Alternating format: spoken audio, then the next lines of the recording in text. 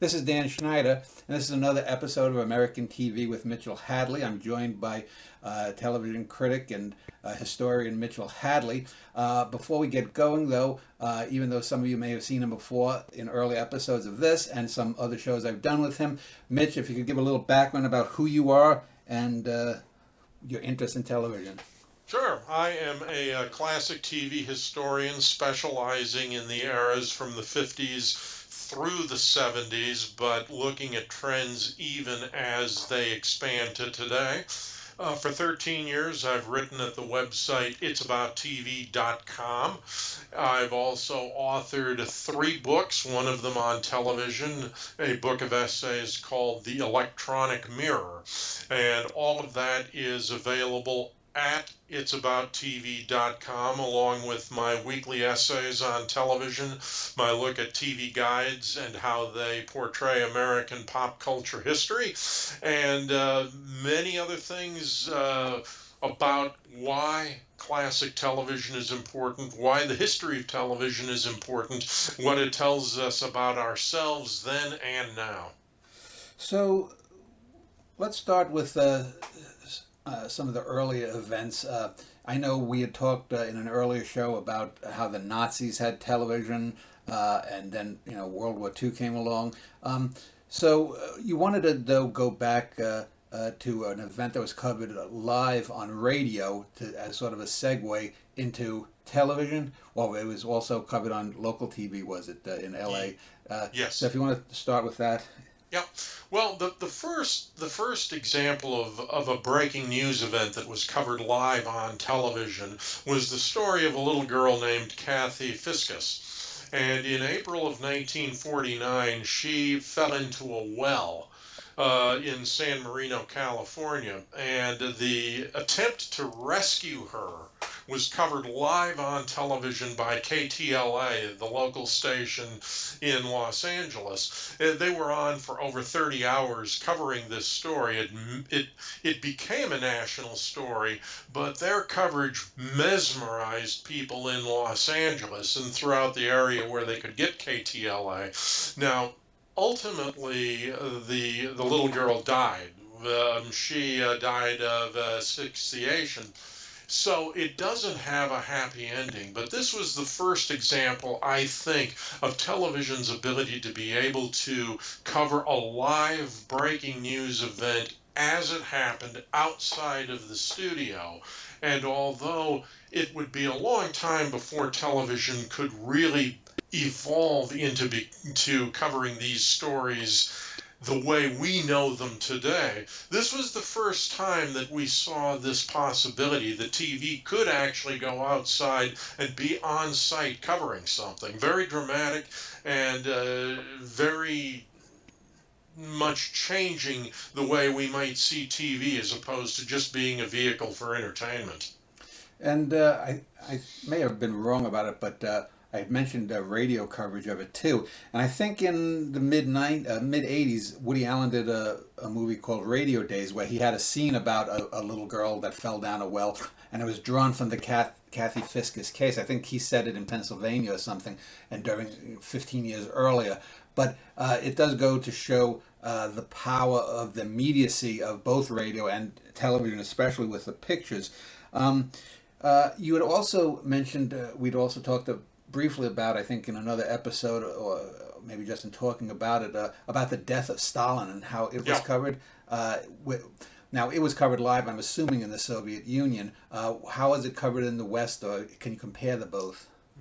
Well, there had been rumors about Stalin's death. He'd suffered a stroke, a major stroke, and although it was a little difficult getting all of this information out from the Soviet Union because they were going to be keeping a very tight lid on it, they weren't going to report anything until it was actually a fact. And even then, with all the political maneuvering behind the scenes, and if anybody out there has seen the movie The Death of Stalin from a few years ago, a black comedy, but pretty accurate in talking about all those machinations and about the idea that Stalin isn't dead until the government says he's dead, until we're ready for him to be dead. But to go back to how it was covered on American TV, this is usually given credit as being the very first time that an American television network broke into live programming for a news bulletin. Mm. People think about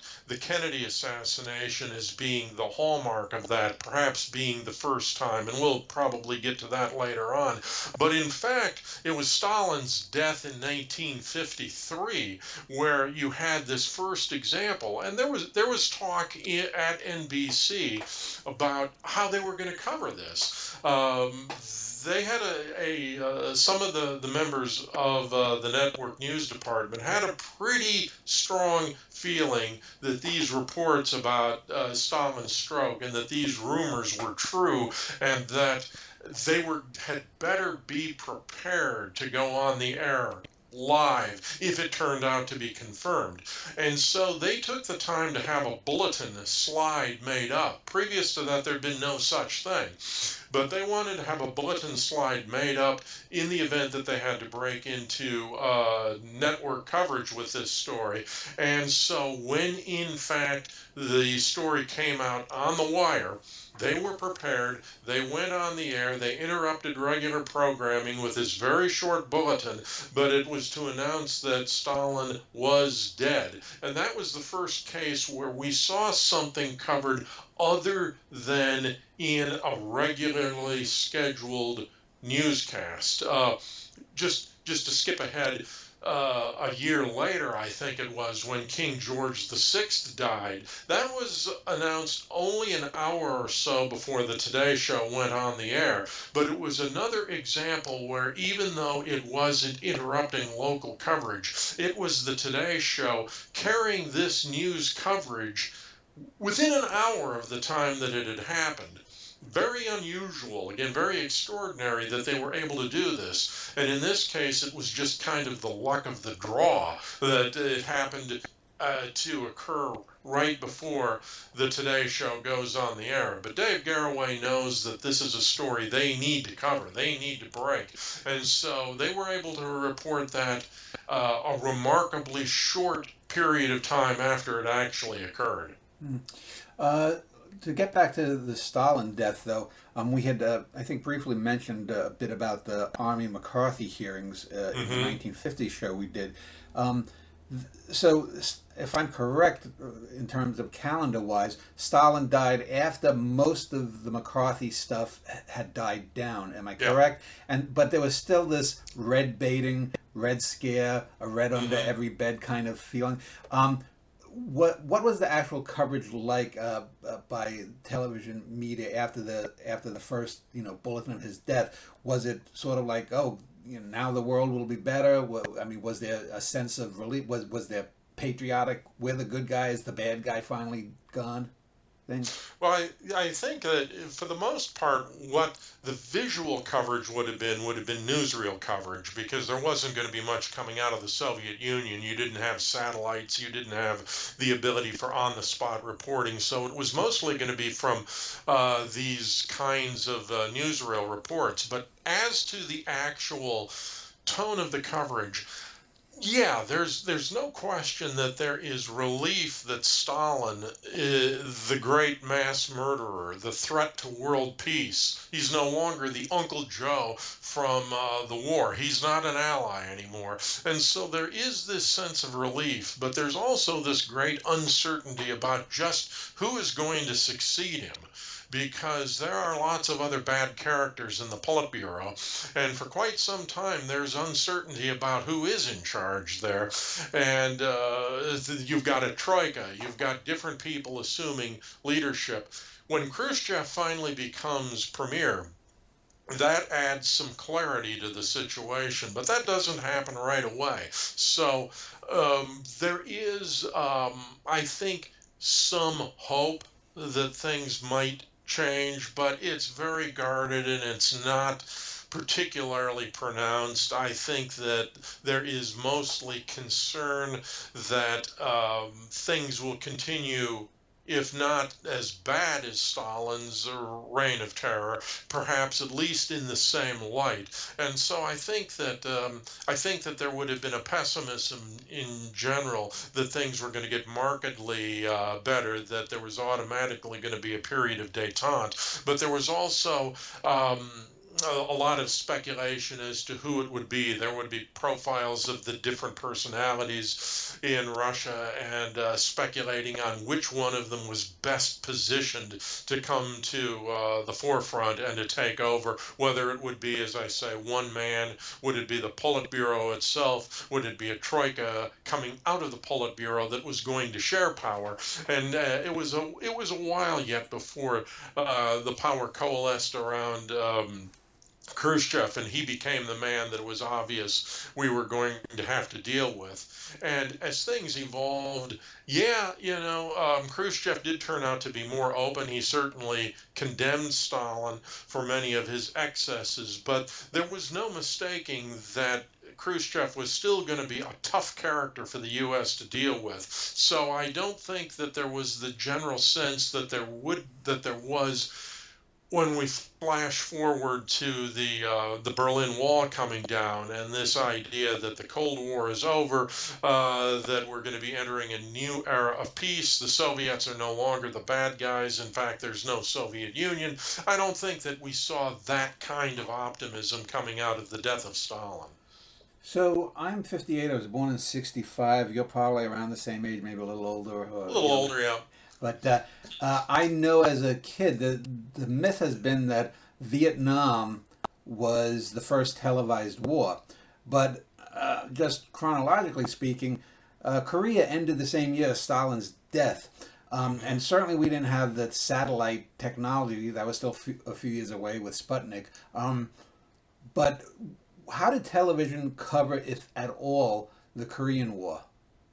It would have, again, been mostly through newsreel reports, newspaper reports. You would have had reporters who were, to a certain extent, embedded with different units, but it isn't the same that we would come to see, particularly in the Gulf War, where that term embed became so much of a catchphrase. I think that you have to remember too that the Korean War was a United Nations action. It wasn't just the U.S. It was all the members of the United Nations, save the Eastern Bloc, being involved in various aspects to Korea, and it was being called a police action. You were looking at trying to prevent the North Koreans from taking over South Korea, even though they may not have been that well defined at the time of the war. You had the communists in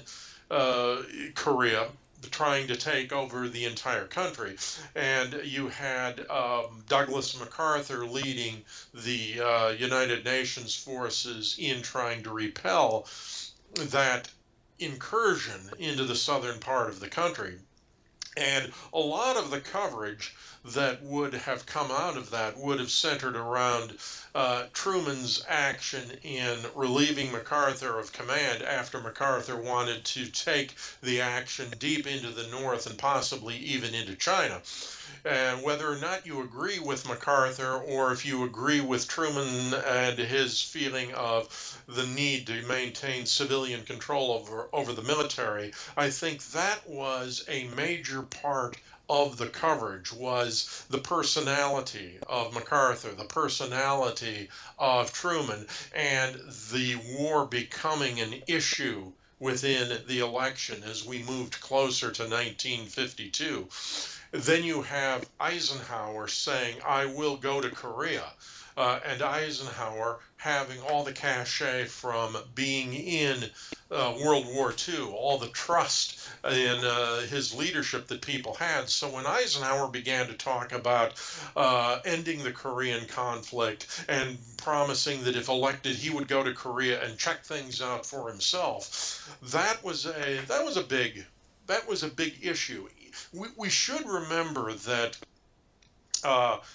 Truman was eligible to run for re-election in 1952. He'd been grandfathered out of the constitutional amendment that limited presidents to 2 terms in office. So even though he had served the bulk of Roosevelt's 4th term plus 1 term of his own, he was a candidate for re-election. And he only dropped out of the race after he was buried by Estes Kefauver in the New Hampshire primary. So even though he may not have been a full-fledged candidate, he was a candidate. So and Correa had something to do with his defeat by Kefauver in New Hampshire. So we can't rule out Correa becoming an issue all the way into the presidential campaign. It was covered, it was an issue, but as you've suggested, it was in no way looked upon in the same way that Vietnam was. And the coverage in Korea was critical to the extent that the media were looking at it in terms of what is the strategy that is going to best give the United States and the United Nations victory. It wasn't, should we be in Korea? It wasn't, are we doing the right thing in Korea? Although that is part of the conversation, it was what is going to be the best opportunity to win in Korea. But it wasn't, and it also wasn't the dominant story. There were plenty of other things going on, whether it was going to be the economy or the upcoming election or the very end of the Red Scare. There were other stories going on at the same time. It didn't dominate the media the way that Vietnam would come to. So this episode we're going to be calling Event TV, but I want to cheat a little bit because I mentioned Sputnik, and Sputnik, when it was launched as the first satellite, artificial satellite of the Earth, was in '57. A dozen years later, man lands on the moon. And so I want to sort of talk about the whole continuum of the space race, how it emerged from the Cold War. We had Sputnik, then we had Yuri Gagarin as the first man in space. We had Godspeed, John Glenn, the first guy to orbit the Earth fully. Then we had the success of Mercury and Apollo missions until, we get someone on the moon and Neil Armstrong, touches down there. Television played a big part in that. There's no doubt about that. Let's start with Sputnik and then end with the moonshot. And if we can, let's try to tell me how television evolved, because it seems to me television almost went hand in hand with the evolution, not only because of the satellite and being able to bounce things off, but that seemed to be one of the major things that people would turn to TV for better coverage, to watch the blast-offs and that kind of thing. Yeah. Go ahead. Yeah, it was at least in large part a political decision, because the Soviet Union was dealing with this in complete secrecy. We didn't know about any kind of a Soviet space shot until it was successfully done. They weren't going to report anything until they knew what the outcome was. So when Sputnik launched just before our own plans to launch a satellite, it came completely out of the blue. And there's this great clip of CBS reporting Sputnik, where it begins just with the sound of the satellite beeping in space. You hear this unearthly beep, beep, beep, with this close-up of a mock-up of Sputnik being shown on the air. And then it pans back to reveal Douglas Edwards reporting the story for CBS. And it's immediately clear in the way this is being reported that we've entered a new period we've entered a space race, and we've got to start taking the Soviet Union seriously in this kind of thing, which I think people were not wanting to do. They didn't want to believe that the Soviets had a space program that was ready to go. They'd been shocked already when the Soviets detonated their own atomic bomb, and the assumption was that it must have been because of spying. And now we get the Soviets being first into space with a satellite. And so... And hadn't Red China also, by that time in '57, gotten the bomb? Yeah. Yeah, it was all happening, which was underlining the very importance of the battle against communism, the Cold War. And so there was a very conscious decision made that we were going to base the space program on the importance of a free world and a free media. So that, in contrast to the secrecy that the Soviets represented, our space program was going to be covered live on television for everyone to see. You'd know about it as it happened. And this backfires spectacularly when the first American effort results in the rocket exploding on the pad and destroying the satellite. And great embarrassment. And that gets deeper into the space program itself. But again, there had been a lot of debate about this in the government and in NASA as to whether or not there would be this kind of coverage. But the decision was made at the highest levels that these activities would be shown. They would demonstrate what America stood for, which was free, open, fair press, and that we were going to show that, unlike the Soviets, we were prepared to show our accomplishments, our successes, and our failures. So going through until we have finally the successful launch of an American satellite, all of this is shown on TV for everyone to see. And so by the time we get to Gagarin, this again becomes a shock. We knew, or at least, let's say again, when I talk about we, I'm speaking of NASA and the astronauts. They knew that the Soviets were close to launching a man, didn't know quite how close. And in fact, had there not been a couple of delays in the launch of Alan Shepard as the first American into space, he would have been the first man into space. But the general public is shocked by this Gagarin launch, which again is portrayed just through whatever it is that the Soviets are willing to make available, the newsreel footage, which is actually quite interesting, and you get to see what happens, although it takes a long time before you get the complete story. So, in contrast to that, we have the Alan Shepard launch, which you can actually go on YouTube and watch footage of. You have live coverage from the very beginning. You're watching Shepard get into the van. You're watching the van driving to the pad. Shepard getting into the capsule. Whatever countdown delays there are, right up until the time that Shepard goes into a suborbital launch. And even after that, you have Shepard's recovery being covered. You have cameras out on the aircraft carrier that is going to be picking him up. It might have been a destroyer picking Shepard up. I don't recall completely. But you do have cameras out there. Very hazy footage, but you have the footage nonetheless. And you have the whole thing being played out live on television. You have Shepard returning to the continental United States. You have Shepard being greeted at the White House. You have a medal being pinned on him by the president. You have this close identification between the president and the space program. So this becomes a major aspect of future coverage of the space program on television. The fact that it's wedded to TV, that TV makes celebrities out of the astronauts, that the astronauts and the president together make the space program such a large, vital part of American policy, and that every step of the way, the networks are there to cover what's happening. Yeah, and the astronauts were, almost like gods when I was a kid. I mean, you had every spy show that was on in the '60s had at least one or two episodes a year that dealt with NASA or was trying to steal this or that.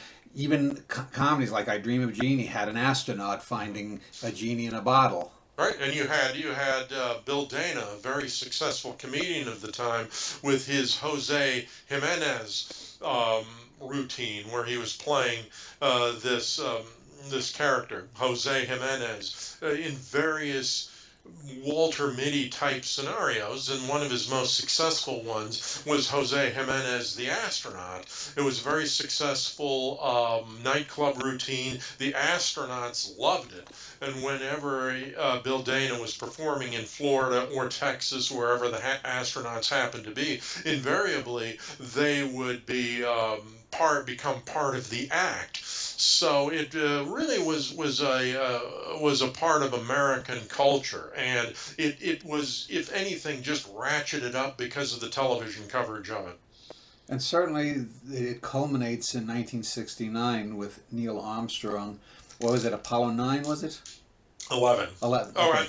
yeah, Apollo 11 was the first to land on the moon. Yeah, and then Apollo 13 a year or two later was, the one made into the movie by Ron Howard. Mm-hmm. But really, the crowning achievement then is the landing on the moon, and have all the conspiracy theorists or whatnot. Now, I remember as a kid, I think it happened on the East Coast at like 12:30, 1 in the morning or something like that. And I remember people gathered at my aunt's house, including me and my family, and when they were said, in a minute or so, Armstrong's coming down. I remember my mom roused me just so that I could watch that him step foot. Yeah, down. it's very interesting to look at how that coverage happened, because the actual landing on the moon took place on Sunday afternoon, and the networks were already in full coverage on this wire-to-wire coverage. And if you go back and you look at the coverage from the three networks, again, a lot of it is on YouTube, and you see them really understanding that this is a cultural moment in history, not just historical, but you have CBS presenting stories about how literature and the movies and television have covered this eternal dream of man to land on the moon. And so it goes all the way back to Jules Verne. You have ABC doing a similar type of thing, and then they're presenting Duke Ellington performing a piece that he specifically wrote for the coverage of the moon landing, and he's performing that in the ABC studios. You have NBC talking about the various aspects of this long quest to land on the moon. So in addition to covering the events as they happened, the networks understood what this meant from a cultural, from a societal, from a historic standpoint. They paid a lot of attention to that because, to be perfectly honest, after the lunar module landed, but before the actual walk on the moon itself, there wasn't a lot going on. And the actual walk itself, the first steps, were supposed to take place, as you pointed out, in the middle of the night, early morning. And thankfully, someone, I don't remember who, got to them and said, look, this is a matter of worldwide importance. This is the United States putting the first man on the moon. You can't broadcast this in the U.S. at 3 o'clock in the morning. It's got to be done better than that. So it was late evening, but they did move the time of Armstrong's walk specifically so that it would be covered on American television, so that Americans could stay up and watch it. And I remember in the Central Time Zone where we were living, it was late on Sunday, but it did fall into prime time in the Central Time Zone. I'm not sure about the Eastern Time Zone, but and I was old enough at that point. I was 9 years old, so I was up anyway to watch it. But as you've said, smaller children,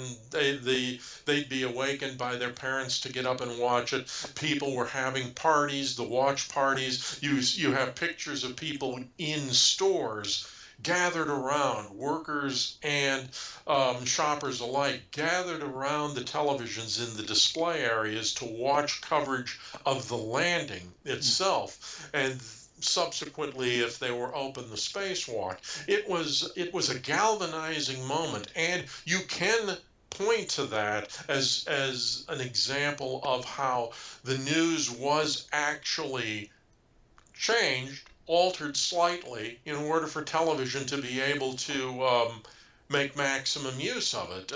You know, when D-Day happened, that happened in the middle of the night in the U.S. and there are radio clips we can hear of how stations were staying on the air overnight because there were strong rumors and reports that D-Day was going to happen. The idea that you would coordinate something like the invasion of Europe to make sure that it got maximum airtime in the U.S. would have been absurd. Besides being militarily idiotic, it would have been ridiculous. But by the time we come to the landing of man on the moon, it's not such a ridiculous idea that you're going to coordinate that with television for the purposes of maximizing people being able to see it. Yeah, and one of the things that, as you were speaking, that I was trying to think back about Armstrong. Certainly, certainly they plant the flag eventually. You see the U.S. It's America launching. But in my mind, and maybe I'm wrong, and you can correct me because you're a little bit older. I remember specifically, I forget which of the networks it was. Someone was sitting down for a couple of hours talking with celebrities were being ushered in for about 5 minutes apiece. You know, a film star here, maybe it was Willie Mays or something, and people were just talking about it. Yet the news coverage seemed to be not that national. They would talk about in the grander terms of man landing on the moon, not Americans landing on the moon. And Armstrong reflects this when he says, you know, one small step for man, one giant leap for mankind. He doesn't say it about the American. And it seems to me this is one of the seminal moments where television acts as a uniter of, Yes. it's about the whole world, about humanity itself. Yeah, you're absolutely right. There was a certain amount of jingoism, but I don't think we see it so much in the news coverage of it. They're very aware that the entire world is watching this, and it is. You're correct. It isn't just an American walking on the moon. This is man walking on the moon. Great moment in the history of mankind, one of humanity's greatest accomplishments, and I think that is how it was presented. If you were to look back at the science fiction movies of the 50s, what should have happened, according to those movies, is that Armstrong would have set foot on the moon, planted the flag, and said something like, I claim the moon for the United States of America. That is how it should have played out according to all of those fantasies. But if you look at the history, you can see that at one point President Kennedy was even talking about the idea that maybe we should talk to the Soviets about a joint U.S.-Soviet trip to the moon. He'd explored that option, although we're not sure exactly how seriously he looked at it. But and I don't think that there was really the possibility that the Russians were going to accept it. But as a way of keeping down the astronomical cost of this program, he did explore the idea that maybe this should be a coordinated effort between the U.S. and the Soviets. So I think there was that mindset that's reflected on TV that this is a great accomplishment for all of mankind. I think that President Nixon referred to it as the greatest day in the history of the world since creation. It wasn't done for the United States. It was done for mankind. And the plaque that's on the lunar lander that's left on the moon shows the eastern and western hemispheres, or the northern and southern hemispheres, showing this is what people from the planet Earth accomplished. Mitch, let's go from the triumph of the moon shot and the landing on the moon to some of the more petty aspects of human nature. I want to talk about how television handled assorted political scandals and investigations, congressional investigations, that kind of stuff. Television was too much in its infancy, as we'd mentioned before, during the Army McCarthy hearings. What was the first sort of nationally broadcast investigations? I Well, guess. Yeah, the one that comes to mind, and I can't say for sure that this would be the first one, but certainly when we're talking about the Army McCarthy hearings, that's the first time that it gets real uh, coverage on television where they're really looking into what's going on. I think that one of the first times that people understood television's power to be able to do something like this was when, in 1952, during what came to be known as the Checkers Mm. speech, what happened was Richard Nixon was a senator from California. He was Dwight Eisenhower's choice to run for vice president. During the course of the campaign, there was a story reported on in the newspapers. And again, I think that's the important thing that we're probably looking at here, that these investigative stories are broken by the print media. Television covers it, radio covers it, but the stories are generated by the print media themselves, by the journalists in Washington and elsewhere.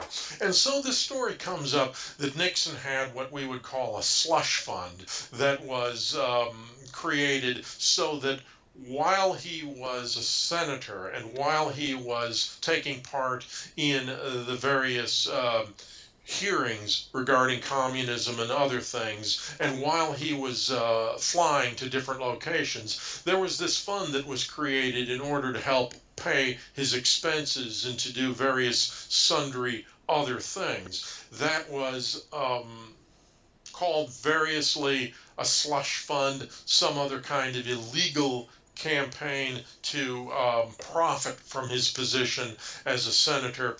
And the pressure on Nixon to step down from the ticket was immense.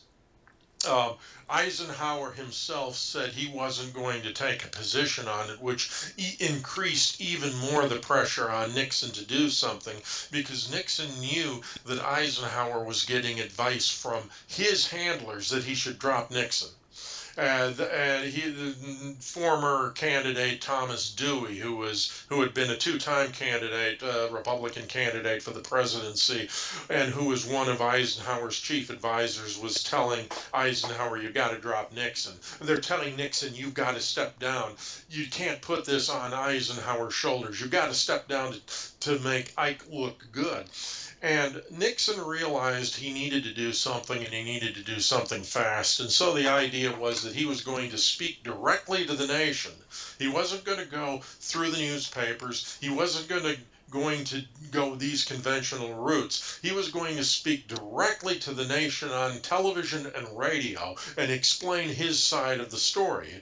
It became known as the Checkers speech because the family had a dog named Checkers that had been given to him by one of his supporters, and he presented Checkers as the opposite side, the flip side of this idea that he was getting all this money that was keeping up his personal wealth from all of these supporters and all of these various special interest groups. And he said, we can do without these other things, but we're not going to give up our dog.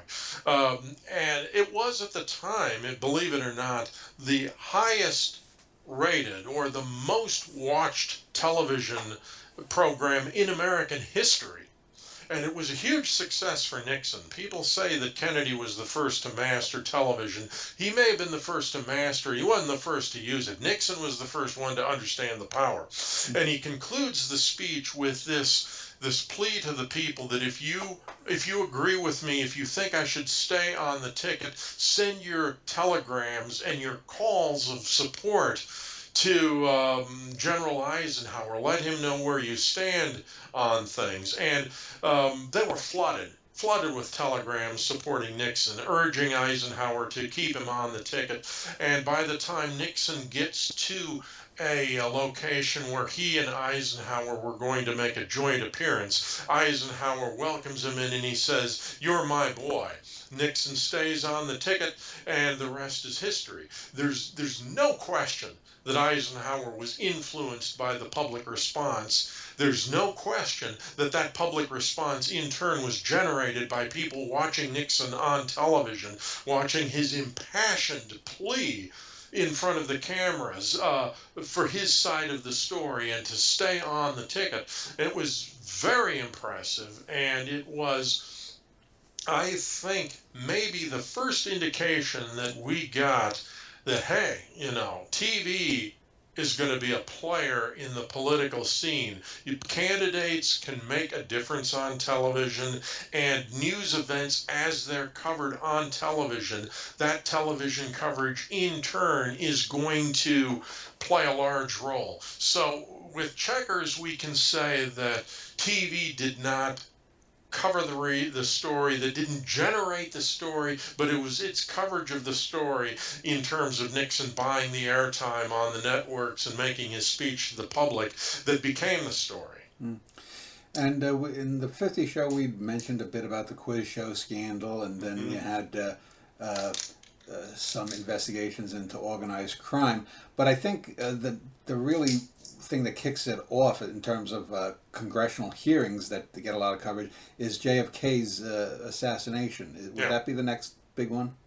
I think so. You had, in a lesser sense, you had the civil rights story, and that was covered not as a bulletin, but it was covered as a news event on the news. Special reports, but scheduled reports of the March on Washington, reports of what was going on in Birmingham in the South, Martin Luther King. These were covered as part of the regular news as opposed to actual bulletins. But the civil rights movement is becoming a part of the news, and the votes on various constitutional amendments or legislation that are going to guarantee Voting Rights Act, different things like that, those are covered on television. It's not television investigative reporting, but it is television reporting on investigations that are happening.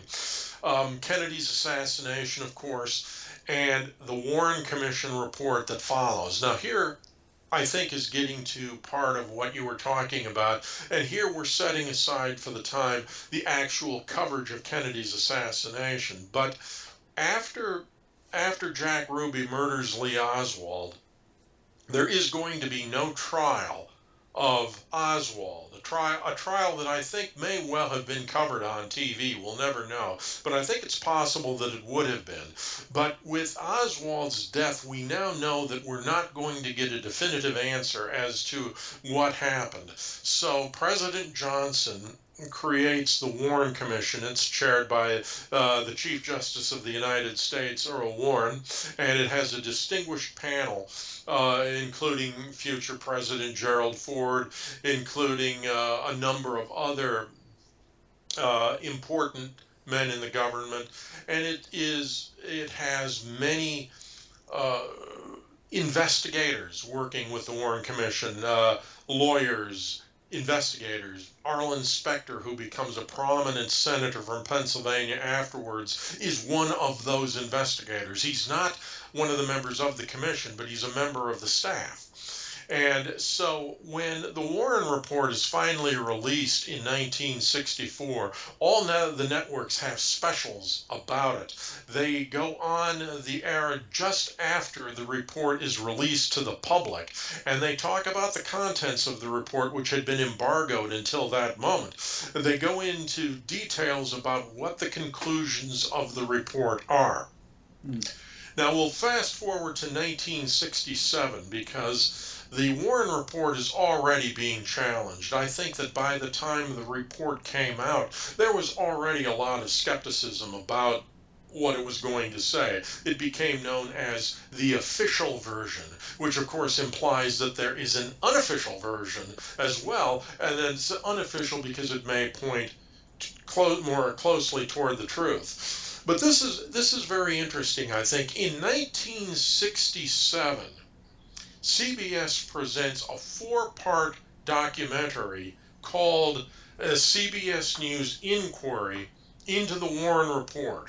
And it's interesting in the way that it was presented. It was shown 1 hour a night for 4 consecutive nights. And it was one of the first examples of how television was really starting to investigate these kinds of stories themselves. This was not based on what had been generated in the by the print media, although certainly that was part of the story. This was a report that CBS News took on itself to examine the Warren Report in detail, to go and restage the assassination, to actually hire analysts to come in and listen to the sound recordings, to look at the views from Dealey Plaza and the book depository and find out if Oswald could have done that in the time allowed. Was that also, was the Zapruder film out by that time? Was that the first time the Zapruder film was shown? No, they were able to recreate the Zapruder film, but the first time the Zapruder film is actually shown on television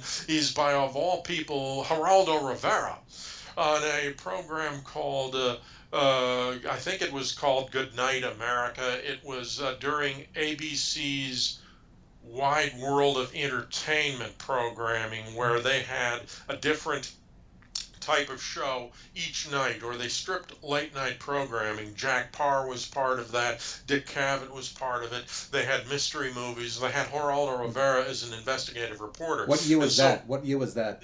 I'm going to say 73, 74. Oh, it was that late. It was somewhere in that era, the early 70s, early to mid 70s, and that was the first time the Zapruder film was ever actually seen on TV, although it had appeared in still photographs in Life magazine. But this was the first time people actually got to see it and were shocked by it. We have seen enhanced video of the Zapruder film subsequently that shows it in much more graphic detail than what was available at the time. But for the time, that film just blew people away. It was very graphic, showing the president's head literally being blown apart by that shot, that final shot, wherever it came from.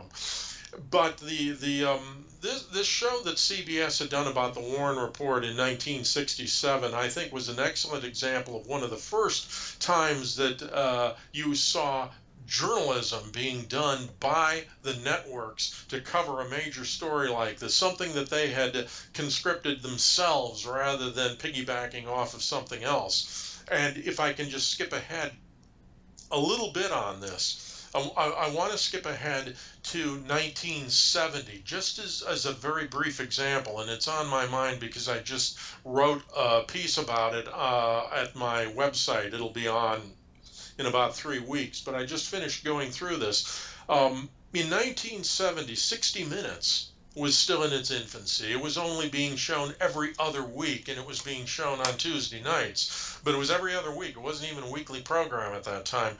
There was a similar program on NBC called First Tuesday, and it was, the title implies, it was only shown once a month on the first Tuesday of every month, and it was a 2-hour program. It was hosted by Sander Van Oker, but it contained investigative journalism within it. One of those stories that they had done in 1970 was by NBC's veteran newsman Tom Pettit, who had done reports on the Kennedy assassination, had done a whole lot of other things, but this was a report he did on chemical and biological warfare. It was done without the cooperation of the Department of Defense, without the permission of the Department of Defense, but it was taking a serious look at how the chemical and biological warfare units were operating, not just in the Soviet Union, not just in Eastern Bloc countries, but in the United States itself. What was our chemical warfare department like? What was it capable of doing? What could happen to it? It became a celebrated report Really, and without going into the details of it, what we're seeing again by 1970 is an example of investigative journalism being done by the networks and really reaching a broad audience, giving a lot of credibility to a report that is instigated by the networks, where their cameras are going in, where they're interviewing people, where they're showing what's going on something that the government really doesn't want to talk about. So I think that we talk about television news maturing, coming of age during the Kennedy assassination and the subsequent things in Vietnam. But by 1970, we're seeing even more so that fruition of investigative reporting being done by the networks on really important issues of the public and issues that they may not know about.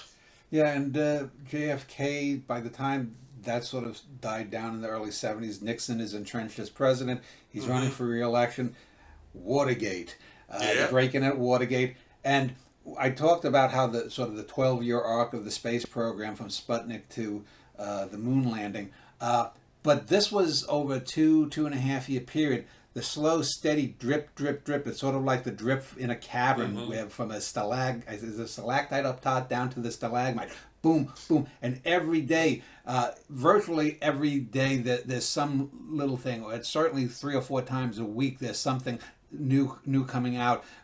You were sidetracked by things like the enemies list or this kind of thing, Hmm. but it slowly comes to the point, and you can see it through the coverage of Nixon's speeches, his press conferences. A few times he addresses the public.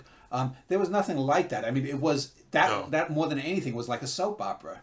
Yeah, people forget, or maybe a lot of people now probably don't even know that Watergate as a story actually had been reported prior to the 1972 election.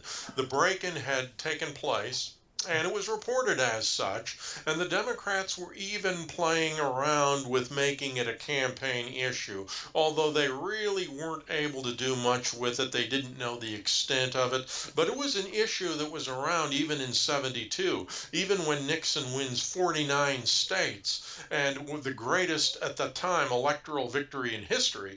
But it had been out there. But by 1973, Watergate is taking on a greater view. You see Spiro Agnew, who people kind of lump in with Watergate, but when Agnew resigned from the vice presidency, it actually had nothing to do with Watergate. It had everything to do with corruption in Maryland when he was governor.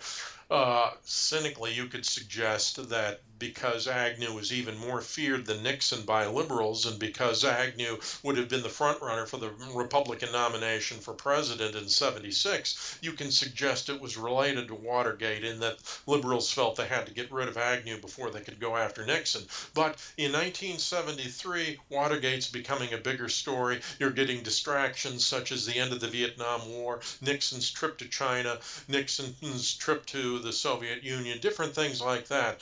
But by the time we get to 74 and the hearings, you're really seeing the impact that television is having on coverage of Watergate. You have these joint House Senate committee hearings that are being held, and they're being held in prime time.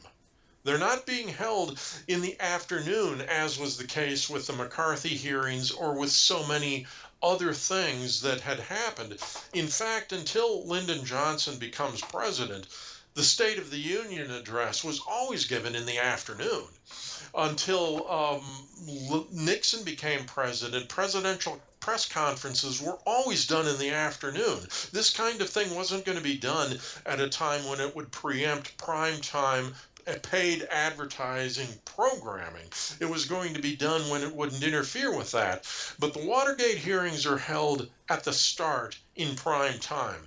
When they move to the afternoon for its regular coverage, it's being shown at first on all three networks until the viewers complained too much about missing their soap operas. And so the three networks reached an agreement where they would rotate coverage on a weekly basis, but that would ensure that the coverage stayed on television for anybody who wanted to see it.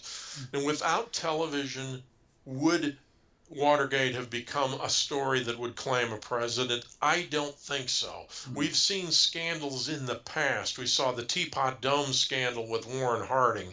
That occurred mostly after Harding left office, though. We saw various scandals surrounding Lyndon Johnson and influence peddling and different things like that. Would that have happened in 1973 when TV is more flexing its muscles? Would it have been a bigger story? Quite possibly.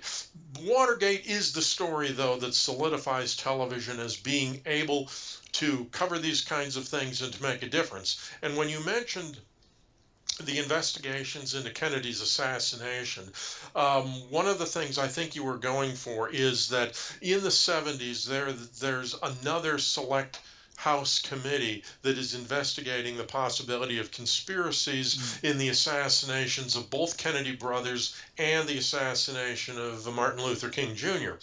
And that is in large part because of Watergate, because of the way the Watergate hearings were conducted on television, and because of the effect that those hearings had on the public. There now was this sense of distrust, or at least of suspicion, about any and all government official stories. So you had investigations as to what the CIA was doing in trying to overthrow Castro and getting involved in Chile and other countries. And you had investigations like this where they were looking to find out whether or not there was the possibility of a conspiracy to assassinate specifically JFK. Now, the commission wound up, its job was not to say what that conspiracy was or who was involved in it. Their very limited assignment was to examine whether or not there could have been a conspiracy, whether there was compelling evidence to suggest that there was one. Their conclusions were that, yes, it was reasonable to suspect that there was a conspiracy. Now, some of that evidence has since been debunked. Some of the evidence that was used to debunk the conspiracy theory has itself been debunked more recently. So the assassination remains a mystery, but television picked up on these kinds of hearings, particularly at this point. By the time we're getting to these assassination hearings, that's moved on to PBS. The networks present recaps of it on the news, but PBS is presenting the entire hearing about that, and so it's still getting coverage in the media, and it's becoming a story that can no longer be, I don't want to say covered up, because that's a loaded word, suppressed maybe, not being carried. These stories now cannot be ignored because of television's ability to show it. And yet it seems that as the years and decades went on, people got more and more disengaged from this nonstop coverage. If you look just chronologically, I think one of the things too was we'll talk about the Iran hostage crisis a little bit later, but that nonstop coverage, people just sort of zone out. Iran-Contra, in terms of constitutionally, was a bigger deal than Watergate, and yet it didn't get near. I mean, it had a good deal of television coverage, but people sort of turned off. Then you got Supreme Court hearings, Robert Bork, and then Clarence Thomas. Later on, in the last few years, a couple of more right-wing judges that were appointed. You look at things like the 9/11 hearings, or even before that, the investigation into the challenge in Colombia, then 9/11. And by this time, and then you have the Clinton impeachment, and then the Trump impeachment hearings. And it seems that Watergate was the last time, I think, that the nation was majorly engaged and watching this. It's almost as if each successive iteration of a congressional investigation that's on television, people just shrug now. Yeah. What do you think accounts for that? Well, Dan, I think you're right, and I think that you might actually say Watergate is the exception rather than the rule. That may have been the only time the public coalesced around that kind of an investigation, because if you go back even to 1967, in the late 60s, when the Vietnam War is the big issue, and they're having congressional hearings onto the conduct of the Vietnam War, um, Fred Friendly resigns from CBS News because the network chose not to show the hearings in the afternoon. They opted instead for a rerun of the Lucy Show. Or it could have been I Love Lucy. A rerun of Lucille Ball. And Friendly said this is irresponsible, and he stepped down. But if you, and I agree with him on that, if you look at it from CBS's point of view, however, they're saying that we're losing revenue on this, we're preempting regular programming, and we're losing the commercial revenue. But in addition, they are suggesting people are not interested in this as much as you think they should be. You can read interesting tidbits about this all the way back. There's a letter to the editor in TV Guide. I sound like I'm digressing here, but I'm getting to the point. In TV Guide, there's a letter to the editor in 1962 complaining about constant interruptions with bulletins on television. It doesn't put it into context at all. It's talking about these interruptions and how they're generating panic and how they're not actually telling us anything. Couldn't these be saved for the news? It turns out, if you do a little bit of research on it, it turns out what this woman was talking about was the Cuban Missile Crisis. And she was upset that they were interrupting regularly scheduled programs for updates on the Cuban Missile Crisis. When you get to some of the other major stories that are going on, not the assassination of John F. Kennedy, because that captured everybody, but almost every other news story going on, including political conventions, which are just regularly scheduled programs in a way. You get people complaining about why do they have to be on all the networks? Why not just put them on one network so that people who want to see them can see them, but people who are not interested in them can watch something else, or people who have just had it with them. So Watergate becomes perhaps the first and only show of its kind where a national audience is willing to watch all of this on all the networks for a period of time. And even then, as I mentioned, they got into the habit of rotating the coverage after a while so that only one network would be showing it at a time. Why? Because people wanted alternatives to that programming. Not everybody wanted to see it 24/7. And now those things have basically been relegated to PBS or C-SPAN. Yep, or if you go into or C-SPAN 4. Yeah, if you go into pay TV, the all news networks, and there again, those all news networks are accused of creating their own stories in order to justify the amount of airtime that they have to fill up. So I would say that in a way, we have progressed to what people had been asking for, having specialized coverage on specific networks, whether it be PBS or the other networks. Now, the downside to that, and there is a downside, is that rather than having all of this coverage on universally, you're having specific networks providing the coverage, which means people can tune in to see this story reported the way they want to hear it reported. If you want a left of center report, you go to MSNBC or you go to CNN. If you want a right of center version of it, you go to Fox. If you want what might be a neutral version of it, you go to PBS. But you can get the news tailored to how you want to hear it. And that would be the antithesis of what the news people like Fred Friendly, like Don Hewitt, what they wanted to do back in the 60s. They didn't want that kind of reporting. They wanted something responsible where the story itself would tell itself and there would be a minimum amount of intrusion from the networks. So it's really interesting because of that.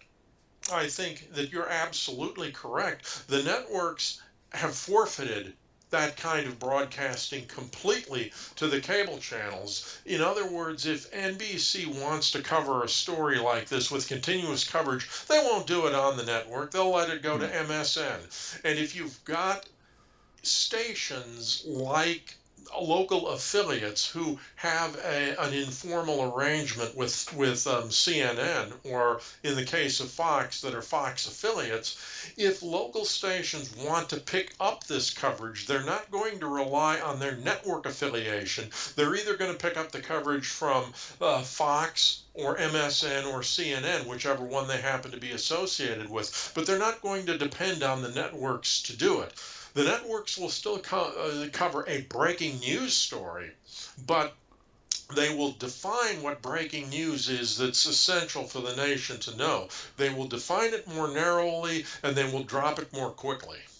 And one thing before we take a pause here, just a bit earlier, I believe you said that Nixon won 49 out of 50 states in 72. That was Reagan, I think, in 84. No, Reagan also won 49 out of 50. The difference was Nixon lost Massachusetts and the District of Columbia. Reagan lost Minnesota and the District of Columbia, but they both won 49 out of 50. So the difference in the electoral vote totals depends solely on how many electoral votes there were for the states that they lost. Now, in Reagan's case, Minnesota had 10, so it was a total of 13 with D.C. I don't remember what it was with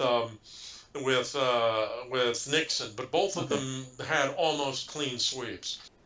Mitch, I mentioned the soap opera-like quality of the Watergate investigations, and mentioned the whole space race arc, but certainly Vietnam, the Vietnamese War, would fit into that kind of category. It has the arc, and in purely television terms, it reaches its sort of apex with Walter Cronkite's famous, I think in '68, saying that we cannot win the war. And a lot of people, especially on the right, say, that this was as traitorous as, what's her name? Jane Fonda and whatnot, and that kind of thing. And yet it does owe something, whether it's true or not, that even someone would suggest that one newsman could turn the tide of history with a 2-minute speech at the end of a broadcast, shows the growing power of television. So before we talk about Vietnam as a whole, how about that Cronkite moment? Yep, that's a big moment. And you will find historians, Johnson apologists, who will dispute the influence that Cronkite had in Johnson's subsequent decision to not seek re-election. They will point out some things that Johnson had done that suggest that he was already thinking about dropping out of the race before Cronkite's speech. But let's forget about that. Let's look at the impact that it had on the general public. And you're right, it was a shocking moment for someone of Cronkite's stature and trustworthiness to say something like that. And I think that it did wake up a lot of people to what was going on, that maybe it was something that they didn't want to admit to themselves. But when Cronkite said it, they were able to say, I agree with him. And so you're right. I can't think of a reporter's a reporter like Drew Pearson, who is one of the most prominent political columnists in the nation at that point of time. Pearson saying that it would not have made that kind of an impact. A radio broadcaster, Paul Harvey, saying something like that. He was one of the most prominent radio voices of the time. That wouldn't have made that difference. I can only think that television would have made that impact. And of all of the newsmen that were on there, and at that time I think you had Huntley and Brinkley on NBC, and you probably had Frank Reynolds and Howard K. Smith on ABC. I can't imagine anybody making the impact that Cronkite did, and that doesn't happen without TV. Yeah. And it seems to me that the last time, again, Vietnam, I think, is the war coverage equivalent of Watergate, is that I remember as a child, people would tune in. My dad would come home from work and he'd watch, and first he'd curse out LBJ, and then when Nixon got in, and that goddamn war, why don't one of these guys, and he hated both of them with a passion. And yet, it seems that, I mean, yes, there were things like the My Lai massacre that was investigated, I think, on television. There was some coverage of it. But it seems that with each iteration of war after that, television has lost its power, again, sort of like with Watergate and subsequent scandals. If you look through, not that it was a war, but there was a warlike feeling for the Iran hostage crisis. You had a couple of little invasions in the 80s. We got rid of Noriega. Then we had the first Gulf War. Then we have the Iraq War after 9/11. And we have the Afghanistan War. And there doesn't seem to be the nightly drumbeat. I mean, yes, I remember during the first few years, 20 years ago, of the Iraq War, there would be the names of the people killed in that day being put up on PBS NewsHour. But other than that, people went about their business, and there weren't the great protests and whatnot. And I'm wondering if maybe the newness of television as a medium covering Vietnam helped foster the anti-war movement. Whereas by the time the next major war, which let's call it the first Gulf War, happened, people again are just like, oh, Yeah, that's a really interesting question, and I think, I have a theory on that, and some of our listeners might think, Hadley, he's full of it. What does he think he's talking about? But back in the day of Vietnam, there were 3 networks plus PBS. And so when there was reporting on the war, that was pretty much it. You had these 3 dominant networks that got the overwhelming amount of people watching TV were watching one of those 3 networks. And so when you're reporting about the war, that's what you're hearing. And it's very interesting to look at the war coverage, by the way. When you look at the pages of TV Guide, which again I think is the best source for this kind of thing, you'll notice that even in the mid-60s, by 65, 66, 67, ABC had a weekly program called ABC Scope. And it was kind of an early version of 60 Minutes, where they would talk about a particular issue of the week and maybe cover a couple of stories. By the 67, that show has been completely given over to Vietnam. Every week it becomes ABC Scope Vietnam Report, chapter 137. So every week they're reporting on Vietnam. And if you're watching the network news, which is where most people are getting their news from by this point, you're watching reports on Vietnam. You're seeing the footage that's coming in from Hanoi. You're seeing some brutal stuff that's going on. You're hearing the reporters talking about this. This is your only source of news. Now, what's changing? Well, by 1969, you have Spiro Agnew in office, who is Nixon's hatchet man when it comes to talking about the media. He had this famous phrase about the nattering nabobs of negativism, and he goes on to talk about what he believes is a media bias, a liberal media bias. And this plays into Nixon's silent majority, the blue-collar workers, the labor members who are against the liberal move in the country. They're particularly against what they see as, the hippies, the long-haired anti-war protesters. They tended to support the war because they felt that was the American thing to do. But they have a real animus against the countercultural movement. I think that you can trace this beginning of the polarization of news coverage back to that point in time. Now, there has always always been a discussion about media bias.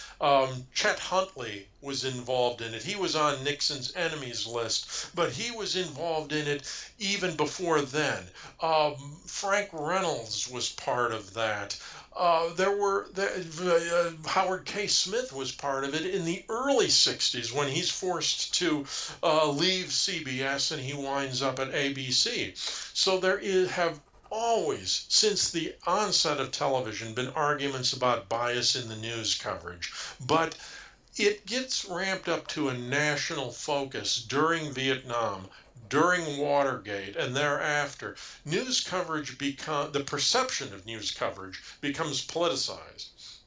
And so when we talk about how other wars are covered, we have already built into it a large segment of the population that is not going to trust what they're hearing on television, whether it is people who believe that the media has a liberal bias, or conversely, people who believe that the media is in the pocket of big money business interests and that they're not going to be candid about the war. You have more distrust of the media than you had back in the day. You also have the onset of cable news, which is coming on during the first Gulf War, and it becomes even bigger after that. And as we mentioned, the networks start to cede their coverage over to the cable networks to cover the news. But I think you've hit on it that seems to be less and less engagement between the people and the news reporting on news like this, and there's less engagement between the networks and the events that are going on. Now, as I say, I think this is partly because there are alternatives, cable as opposed to network. It's partly because people are more distrustful of the media than they used to be. It's partly because people are more distrustful of government when they used to be. And so what happens when you have a situation where people don't trust any of the institutions involved in a story? They don't trust the government, they don't trust the media, they don't trust anybody, they check out of it. They go to get their bias confirmed by one of the news sources that they depend on. So in turn, you have a great polarization of opinion around these sources of news. You get it from a liberal point of view, a conservative point of view, a middle-of-the-road point of view. You get it from Twitter. You get it from Facebook. You get it from from the blogs. You get it wherever you want to get it from because you want something that's going to confirm your own opinion about it. The print media becomes less and less important, and so you don't have so much of it in magazines. You don't have so much of it in newspapers. And to get back to the central core of what you were saying, why weren't there the protests about the Vietnam or about the Gulf War, about Afghanistan? Why aren't there these great peace movements that we saw during Vietnam and afterwards? I think it's because the media, the television media in particular, has lost the ability to be able to galvanize the public as a whole. What they are able to do, to the extent that they can do anything, is to galvanize that segment of the public that already agrees with their own opinion, or what the viewers think is their opinion. So because television has lost that trustworthiness, rightly or wrongly, because it's lost that trustworthiness, people no longer go to it to find out what's going on. They're no longer shocked or surprised in turn by what it is that they see on there. And as a result, they no longer take that coverage as a call to take some kind of action, whether it's going out in the streets or voting or doing this, that, or the other. That's my theory, that it's kind of a combination of things that has wound up turning people away from this kind of coverage. And the bottom line for it becomes that because television has lost its ability to impact, it becomes less of a player overall. And so when you see and when you consider that most people don't have to depend on the network news, the evening news, for their source of reporting, that means TV gets away from every kind of news except breaking news, because they're going to figure that people have already heard the story from the internet, and so they start to focus instead on storytelling, which becomes more long-form video journalism about this. And if you'll pardon my sarcasm here, it's about the stories that matter to you. And if you can imagine Chet Huntley saying something like that without vomiting, that's my knock against the media right now, regardless of your political opinion about it. I think the problem with the media now is that it can no longer address the news with the kind of gravitas that journalists of the 60s and 70s and even early 80s had. And so therefore, they don't become a go-to source of media coverage, and they lose their ability to be able to present a story in such a way that the public becomes completely attached to what they're seeing on the screen.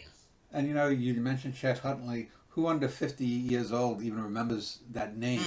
Yeah. They might remember David Brinkley from his long Sunday show that ran 30 years, but I don't think Chet Huntley is remembered. And conversely, there's that guy on ABC News who looks like a mannequin, David Muir, I think it is. Yes. And then I don't know who's on CBS or NBC anymore. No, I don't either. Yeah, and it's like that's been totally forgotten. But I wanted to pick up on this whole trend of sort of the desensitization to these events. And I want to talk about a few kind of traumatic events that were not long-term necessarily. I mentioned Apollo 13, which came just a year or two after the moon landing. And I remember people still being riveted there. It was sort of like the Kathy Fiscus thing, Are they going to crash on the moon? Are they going to zoom out to Jupiter and die in outer space? Or are they going to come crashing back to the Earth? I remember whatever it was, 12, 24, 36 hours, whatever it was, as a young kid, being told about this, as I was out playing or something, that and coming in to watch the news when my parents called. And then, of course, you have the great trauma of 9/11. And, I still remember being home after the first plane hit, and I think it was NBC are still talking, and I see another plane coming. I said, that's not a replay. Wait a second. There's another plane coming. Yet, I'll give you two instances of events that I think show this apathy. Is the 1986 Challenger, I think disaster, people were still engaged, the whole whirly worm-like thing that it had. But then in 2003, I think it was Columbia. Yeah. And when I spoke with my wife recently and telling about something like that, she didn't even remember the Columbia disaster. And she's 47. And it's like, she remembers Challenger. She said, no, it wasn't called Columbia, it was called Challenger. No, I said, there were two of them. She said, no, there wasn't two. It was one of these, what do they call it when they think Mandela was dead? Mandela effect. She absolutely didn't remember the second one, Columbia, which is just a little less than 2 decades later, because I think but the difference between the mid-'80s and the early O's, especially after 9/11, people just, they're surfeited with stuff, and it's like, I'll pick and choose. Well, I think that one factor that might have contributed to Columbia is that it had the misfortune, if you can call it that, as a news story. Columbia had the misfortune of happening on a Saturday. So it happened on a Saturday morning. People were not interrupted in the office. People did not get the word from their coworkers or have things like that happening. And there was that. But I agree with you. One of my first thoughts after the Columbia disaster had sunk in, my first thought was, and this sounds like a strange thought, but we listen to the Metropolitan Opera every Saturday afternoon, the broadcasts on the radio. My first thought was, are they going to cancel the performance like you would in any other case of a national tragedy. No, they didn't. They went on with it. There may have been a moment of silence, but otherwise things pretty well continued. Broadway didn't close down, theaters didn't close, stores didn't close like they did with the Kennedy assassination. So there wasn't that shock factor. And I think you're right. When Challenger happened, even before that, Apollo 13, we were used to the idea that that space travel is pretty safe. When the Apollo 1 fire happened in 1967, and that stunned people. But it happened on the ground, and they came up with good reasons for why it happened and what we should do to prevent it from happening again. Now, Apollo 13, if Apollo 13 had exploded in space, I mean, and wiped everybody out, that would have been one thing, but we had the human drama of not knowing if they were going to make it. There was a rescue story to be told. They were still alive. Would they make it home safely? That's great. That's great drama. It's a great human interest story. When Challenger happens, we've already seen that space disaster can happen. We get a little inured to it, but and so you're right. We become slightly desensitized because it's already happened now twice. By the time Columbia happens, it's already happened 3 times. And I would say that with the Apollo 1 fire and with Apollo 13, there was this immediate sense of tragedy, horror, and what it meant for the American space program as a whole. And in the case of Apollo 13, are our astronauts going to get back safely? With Challenger, you have the human interest story of the teacher in space, Krista McAuliffe. By the time we get to Columbia, we have shifted, I think, into a mindset of who's responsible for this. So after the initial shock of the deaths of the astronauts, of it actually happening, our first thought became, why did this happen? Whose fault is it? We have this natural instinct to want to lay blame on it for somebody or some institution or something. But why did this occur? And you started to see it with Challenger and the controversy over the O-rings. But as I recall, it happened much quicker with Columbia. You are instantly starting to focus on this question about the footage we have of the styrofoam being dislodged during the launch and hitting the wing. The shock comes when we see what actually that kind of damage could cause. But already in the first hours after Columbia, you're hearing people already trying to assess blame. And I think that's part of what we've talked about previously with this suspicion of things in general. But again, it's partly, I think you're right, the desensitization. When Columbine happened as a mass murder, we just couldn't comprehend that things like that would happen. By the time we get to the latest school shooting, wherever it happens to be, even though it may not be of the magnitude that happened with Columbine, it's kind of like this feeling, we've seen this happen before. Yeah. We may get dismayed, we may get angry, but we can't get shocked anymore by it. It's too much. It's the same thing with someone like Jeffrey Dahmer came, or Ted Bundy. People were a bit shocked there in the 70s and early 80s. There was the Son of Sam serial killer, the Zodiac before that. But now, they recently caught a serial killer on Long Island. He's just called a Long Island serial killer. Yeah. There's no.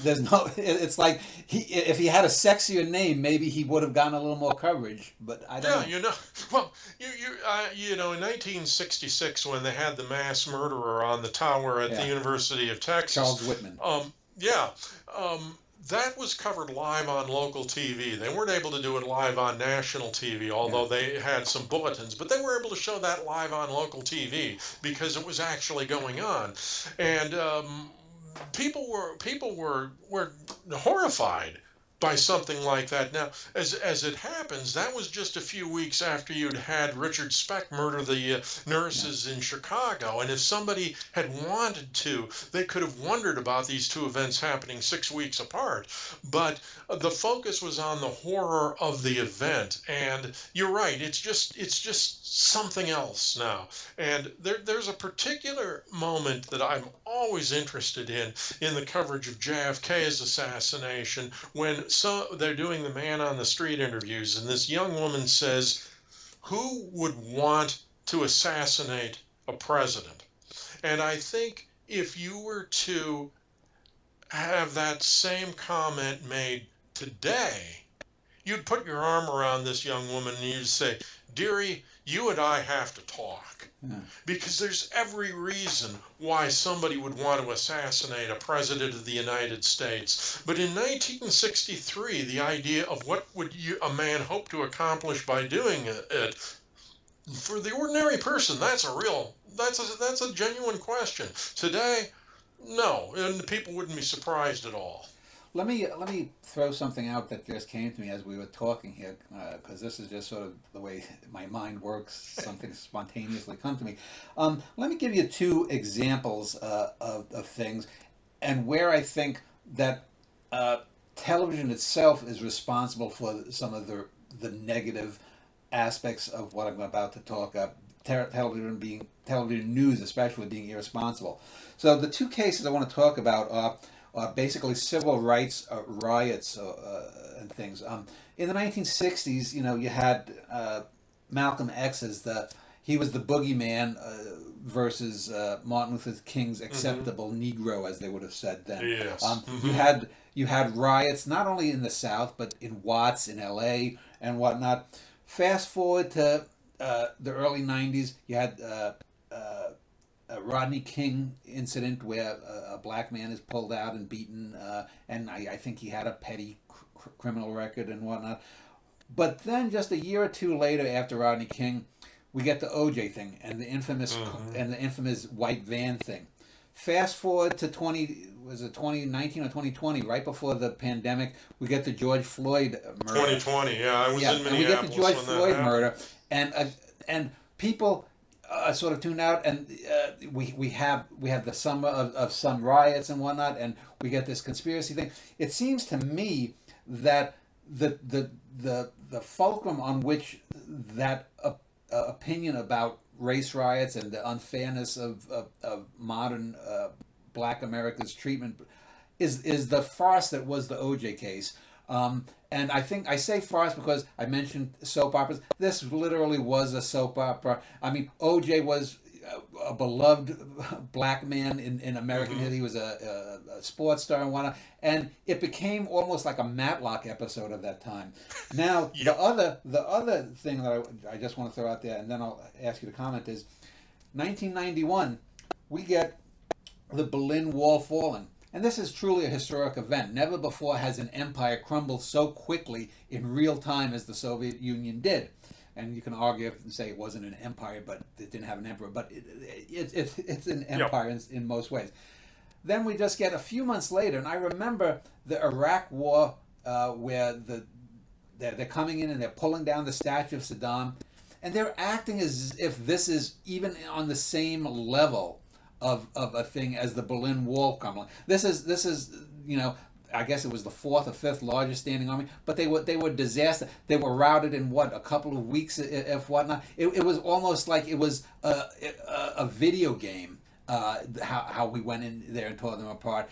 And it seems to me that those two early '90s events, the O.J. farce and the willful, I remember people even saying, newscasters comparing it to this statue of Saddam being pulled down as if it was like the Berlin Wall. And it seemed like anyone with a brain knew they're not even comparable. Does that, what I'm saying, have any truck with you, these two sort of folks? It does. It does. I think that there's something called a recency bias that operates in people, and I don't think the media are immune from it, that they tend to take whatever is happening at the time as the most important thing that's happened. And I also think that that a lot of people in the media, I I won't say everybody, because there are some excellent journalists out there, but I think that there are a lot of people who simply have no historical perspective, and so they're not well read on these things. They don't understand the ramifications of things, and if you add to that the need for news departments, especially cable news departments, but all news departments are now seen as revenue generators, whereas they didn't used to be. And because of that, they need to drive the story. They need to be able to create something that I hate, but this idea of a storyline, whether it runs through a sporting event or a news event, you have this story that you have to adhere to. And the better the storyline is, the more engaging it becomes, and the more that you're able to grab the viewer, and the higher your ratings will go. And so I think that it's a combination of things that contribute to this trivialization of the news that you are talking about. And I think you're absolutely right about that. Everything that happens today that gets reported is the most tragic thing that's ever happened, or the biggest thing that has ever happened, or the biggest star, the biggest politician to fall. All of these things have to be the biggest and the best, and it's because people don't know their history. People don't understand the perspective of something. As you said, you can't compare the Saddam Hussein and Joseph Stalin. People want to sell what's now to drive up ratings. Whole bunch of factors. But you're right. I agree with you on that 100%, Dan. I want to talk, Mitch, about something that is probably not thought of in some of the levels of what we've been talking about, the landing on the moon, major wars, major tragedies. But I want to talk about event television as it pertains to sports, because most people, for good or ill, have been fans of sports, whether it's baseball, football, worldwide soccer. And I want to talk specifically about a couple of events. I want to start with the 1972 Olympic hostage crisis and how that was covered by television, because in a certain sense, I think that was sort of like a dry run for the later Iran hostage crisis at the end of that decade. And I think that, I think the way the was it 4 or 5 day long taking of hostage was handled was pitch perfect, and it was done mainly by ABC Sports, Jim McKay. Yes. Whereas with the Iran hostage crisis, I have some issues pertaining to what we were just mentioning about the OJ and Saddam Hussein stuff. But talk to me about the 72 Olympic hostage situation. That's an interesting thing. I just thought about while you were talking about this, and I'll get to it in that point in a second. But the Olympic hostage situation took place during the Summer Olympics, so it happened in the middle of coverage of an existing event, and as such, ABC had all of its sports reporters covering the story. They were the ones who were well equipped to go on the air with it. They did have one newsman there, Peter Jennings, who was ABC's chief foreign correspondent by that time, but he was there mostly to provide some background to the various nations involved in the Olympics. His advantage, though, was that he knew a lot about the Middle East. And so he was in excellent position to serve as a reporter. But that's the key word, reporter, not anchor. Jim McKay, who was the number 2 man in ABC's coverage of the Olympics. Actually, Chris Schenkel was ABC's chief sports reporter back then, and he was the host, the overall host of the Olympics. But McKay happened to be the most accessible at the time. They called him, they yanked him out of a swimming pool at the hotel.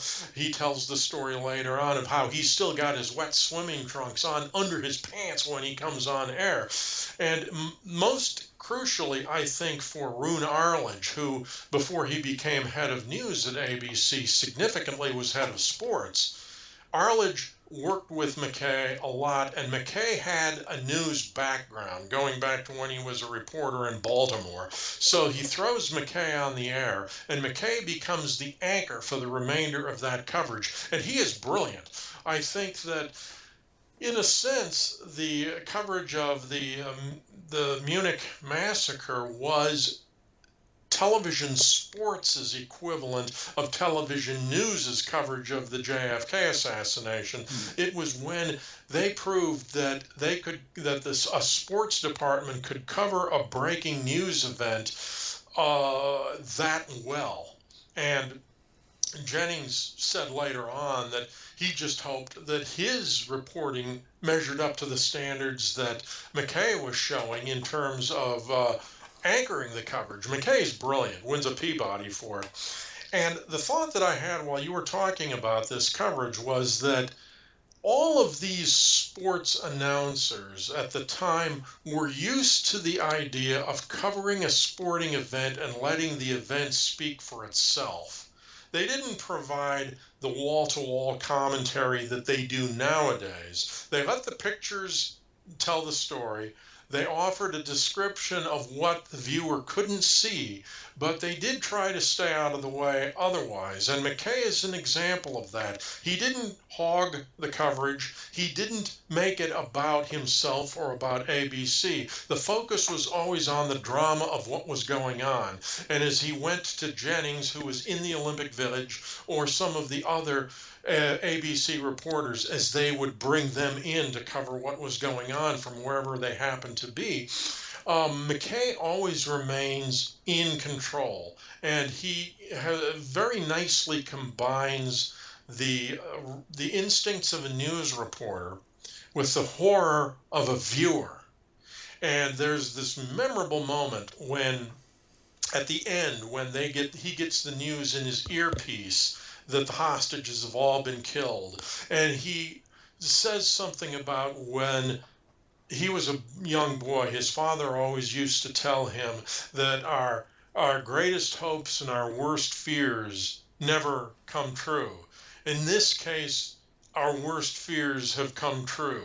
Two of them were murdered in the Olympic Village, 9 of them were murdered at the airport. They're all gone. And that was supreme eloquence that any newscaster would be hard pressed to live up to.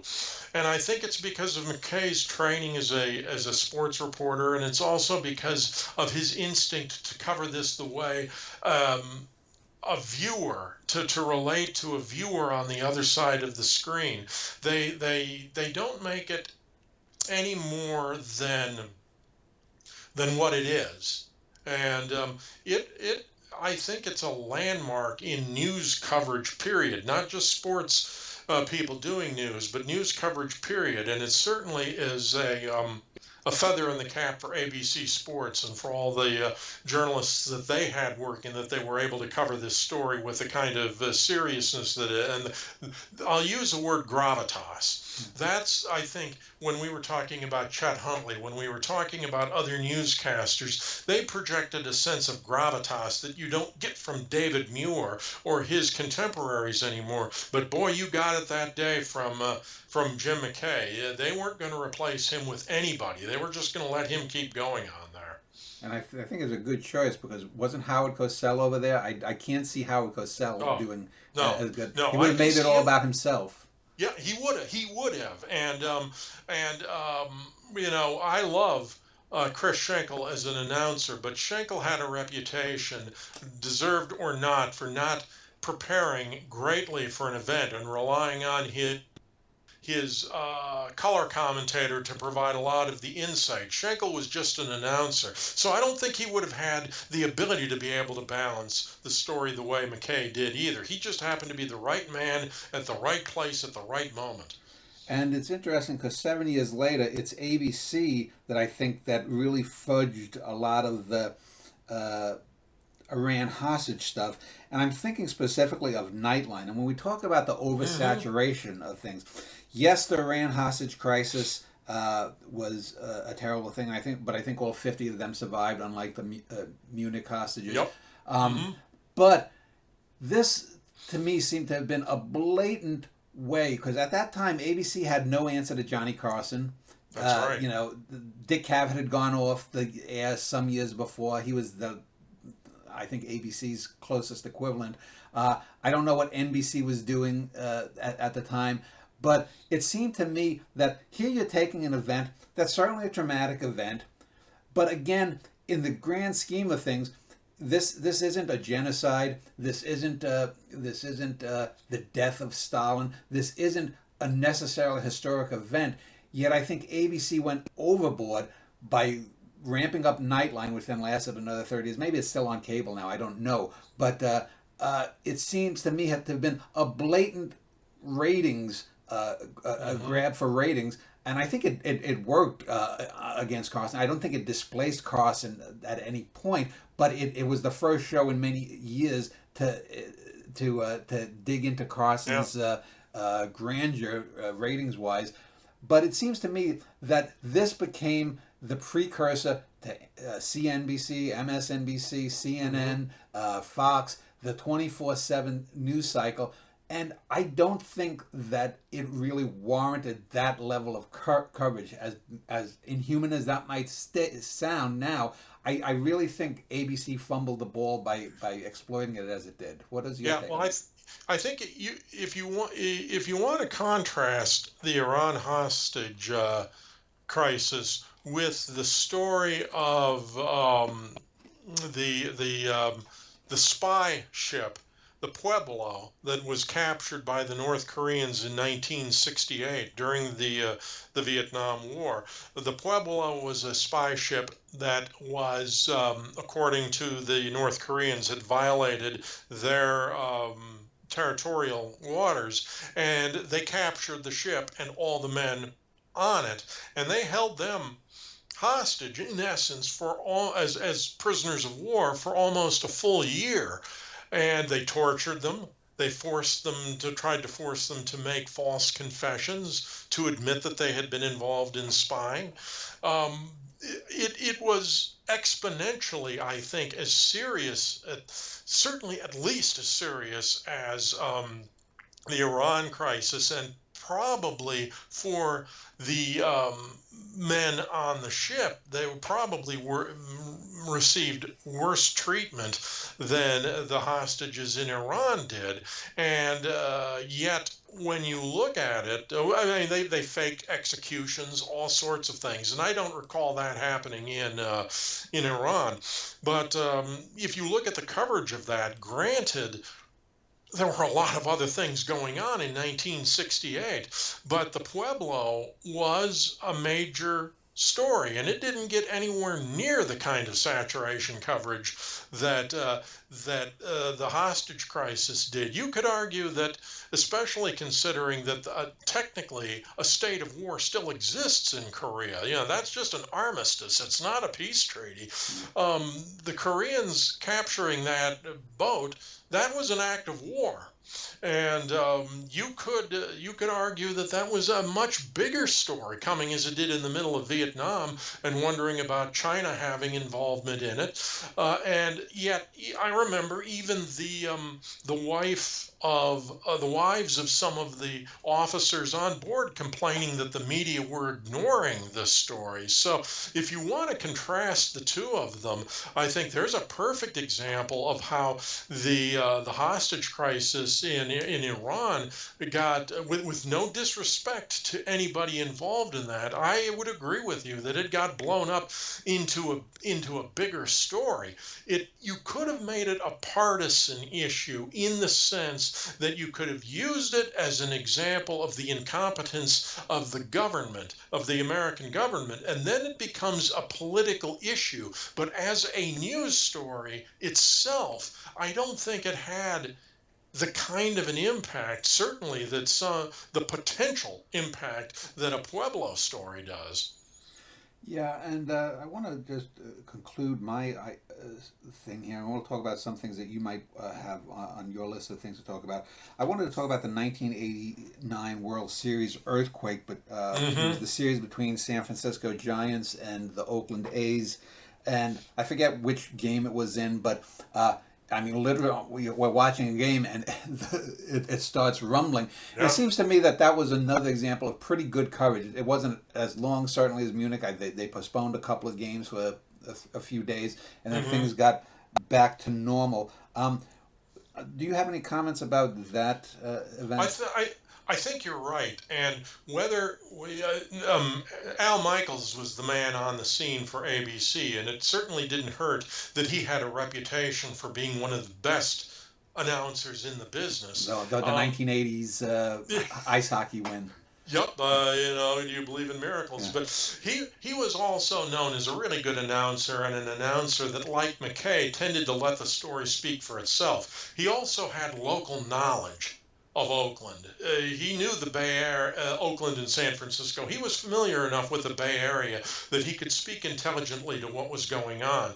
But I agree with you that he was excellent in that coverage, and whether it was another situation of sports people of the time knowing how to play a story, or whether it just happens that again he was the right man at the right time, that was a story that really required people who knew how to cover the unpredictability of a story. And one could argue that the sportscasters of the time were particularly adept at that. Now, we could spend hours talking about how there are very few announcers today who could do that kind of thing because they've all become disciples of the idea of storytelling. And it reminds me of something that one of television's great soccer announcers, John Champion, said once. He said that when he was coming up as a soccer announcer, he was always taught to remember, you are not the story. The game is the story. You are not the story. And one of the reasons why soccer fans have so much affection for British soccer announcers as opposed to American announcers. One of the reasons they appreciate that is because, for the most part, British announcers have always subscribed to that theory that the game is the story, not them, and that they will not intrude into that story except to identify the players and occasionally to provide perspective or to fill empty airtime. So I don't know if we'd be saying the same thing about sportscasters covering a news story today. But certainly both Jim McKay and Al Michaels were men who did the industry proud the way they covered those events. So, before we wrap up, are there any events that you want to talk about that I have not covered? Something that I've missed, or whether it's a single event or it's a hmm long form thing like the Watergate investigation? Well, I think there has probably been enough discussion already about the Kennedy assassination that we didn't need to rehash it again. I would say that if you were to look at how that assassination was covered, in contrast to how it would likely be covered today, where you would have the screen divided into 5 or 6 views, and you would have people talking constantly Yeah. about what was going on. And of course, if they had had access to the Zapruder type of footage today, they'd be replaying that endlessly during the coverage. I think you can say that the Kennedy assassination coverage as it was brilliant, and it would not be duplicated today. I think that's probably all you need to say about it, other than I don't remember which newscaster it was. It might have been Chet Huntley, it might have been Walter Cronkite, but he said that we were always aware that at any given time there were perhaps 4 or 5 men that the entire country was listening to. We knew our responsibility to be as accurate as we could, to not jump to conclusions and not to start rumors, because he said we could have been responsible for a rumor that would have lived to this day if we had simply reported something wrong. So they took what they were doing seriously, and they took how they were doing it seriously. They also understood the value of silence. Part of it was because, like other men, like everybody in the country, they were greatly moved by what had happened, and they couldn't trust their own voices without the concern that they might break from emotion. But some of it was also their understanding that the picture spoke for itself, and that was part of the evolution of television. The idea that the main function of television was to show you things, and that as an announcer, you didn't necessarily need to talk about anything that people could see for themselves. We've gotten away from that, but I think that's what you can say about the coverage of the both Kennedy assassinations, the King assassination, but particularly the assassination of JFK, was that it would be much different today, and it would not be for the better. Yeah, and I'm wondering if television even has the ability to do what it did during the moonshot or JFK or Watergate any longer. Just to give the example of the JFK thing. Yesterday, I was working, and I sometimes just put on a YouTube playlist or something, and a guy with a YouTube site who was debunking a lot of things like the Mary Celeste empty ship that was found floating on the sea, and he debunked a few other supernatural things, and he got to the JFK assassination, and he's talking about he's a believer that it was only Oswald, and yet I looked up, and it's very hard now to find just a clean version of the Zapruder film, and I'm looking at it, and frame 313 is when you see the first pink coming out of the forehead and whatnot, and I don't want to get into all of it, but as thorough as he was, he was claiming that the first thing is in the back that coming out that you see of the brain, and yet I'm looking at it, and I'm looking at it going in quarter mode, and I'm saying, no, it's the front, and so I'm wondering if because of the conspiratorial mood that we have in, whether it's MAGA or whether it's more left-wing thoughts, whether it's because we've gone through Watergate and Vietnam and the OJ stuff, all of these things that have been sort of have made people just, what is it, the 60s, turn in, tune out, drop out or whatever. I'm just wondering if, especially with the internet and the stuff endlessly being repeated on these echo chambers of YouTube channels, even if we were doing something, even if we were going to land on Mars, I don't think a landing on Mars would have 1/10 the impact of the moon landing now. No, I think you're right. I don't think. Yeah, it's one of the things I said before. I don't think that that reporters have the historical perspective that they did back then. I don't think. I think that they have a real fear of silence. I don't think that I think they believe they need to fill every moment with conversation, and I think they believe the screen needs to be filled every moment with images. And I don't think that they're trained to do that kind of thing anymore. I would agree with you. I don't think they're capable. There are some very well. The other thing is there's some very good newscasters, as I've said out there. Some very good journalists. But even the best journalists have a bias. We all have biases, but now we judge news based on our own bias, and I think that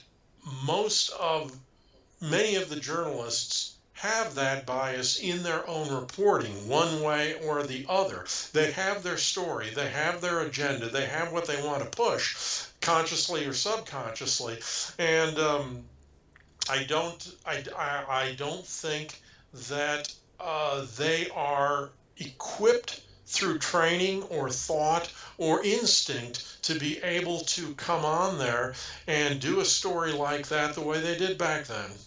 And I'm wondering if television has sort of ceded the coverage of events to people with their cell phones. Because, I mean, if we had a thing where maybe not as big as 9/11 attack, but if we had something where there's a bridge that blows up in Idaho or something, well, there's a good chance that, and maybe 15, 20 cars fall off the bridge and people drown.